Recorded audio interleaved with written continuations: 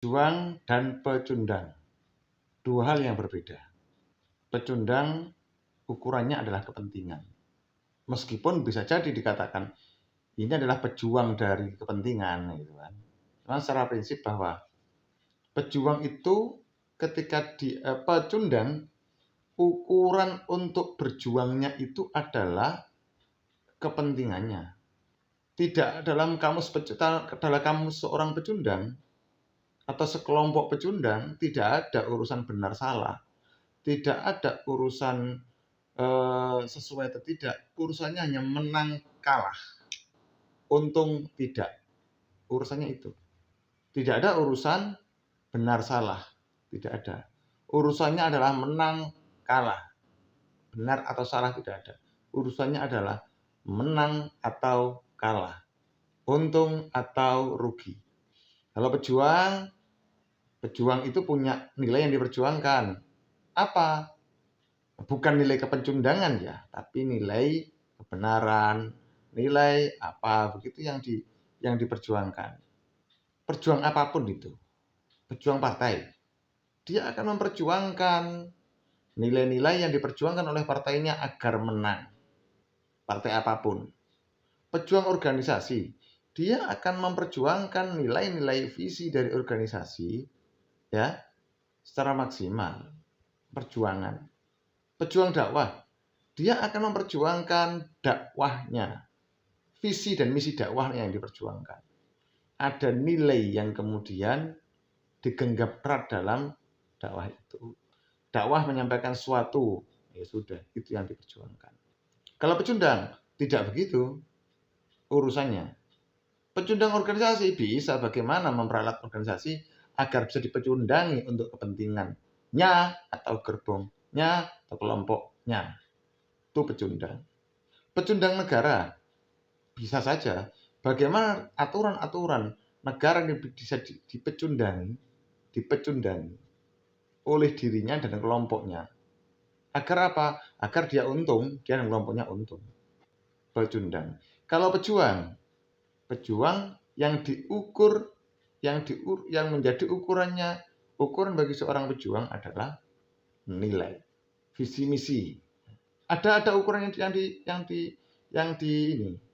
diperjuangkan. Seseorang yang kemudian berjuang untuk kepentingan masyarakat, gitu kan? Pure untuk kepentingan masyarakat. Tentang apa? Tentang layanan publik misalnya. Dia akan mencari aturan tentang layanan publik. Bukan untuk mendapatkan sesuatu dari layanan publik itu. Tetapi biasanya seorang pecundang ini akan lebih beruntung daripada pejuang. Pecundang berpotensi mempecundangi pejuang. Lebih mudah menjadi pecundang daripada menjadi pecundang. Menjadi pejuang itu biasanya ya bisa jadi di akhir dia kemudian terkunci posisinya.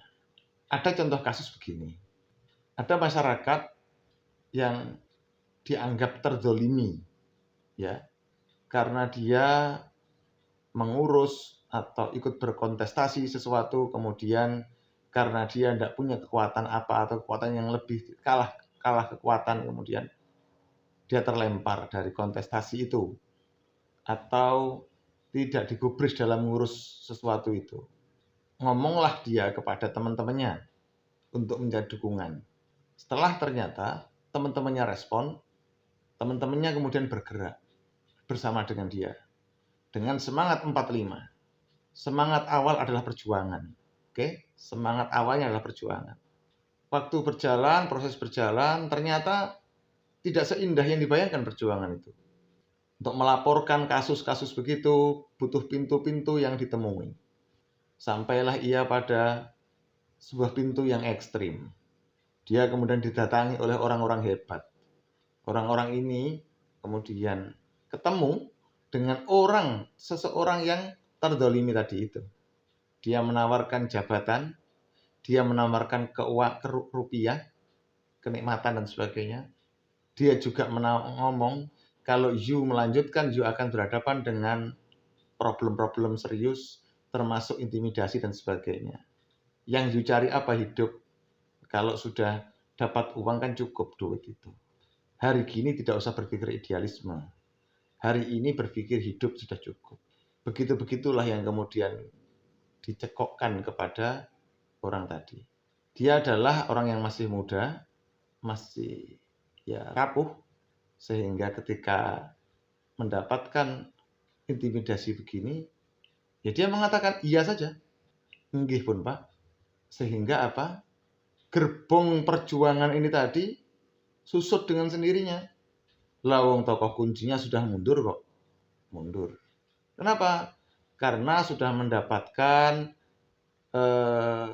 kompensasi rupiah.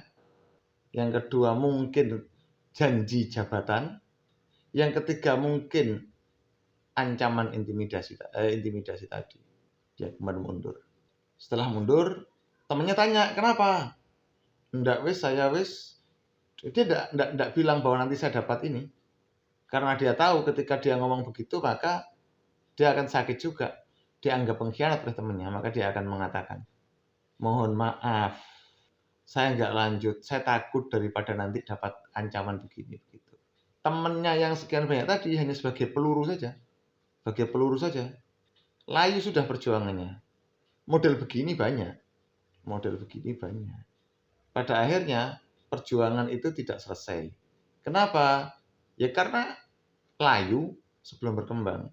Kita wajib tahu bahwa di semua lini, hampir semua lini, itu ada model-model begini dan ada pola-pola menaklukkan orang dengan cara begitu itu.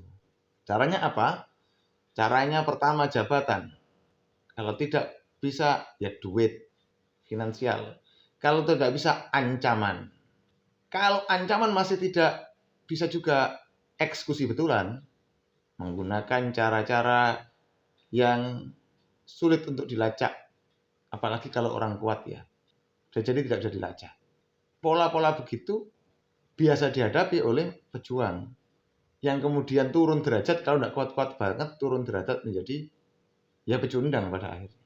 Jadi beda pejuang dengan pecundang itu adalah kalau pecundang itu akan berhenti pada saat-saat tertentu di mana sudah klop kepentingannya.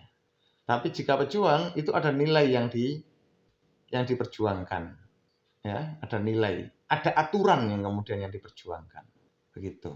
Semoga bisa bermanfaat bagi kita semua. Assalamualaikum.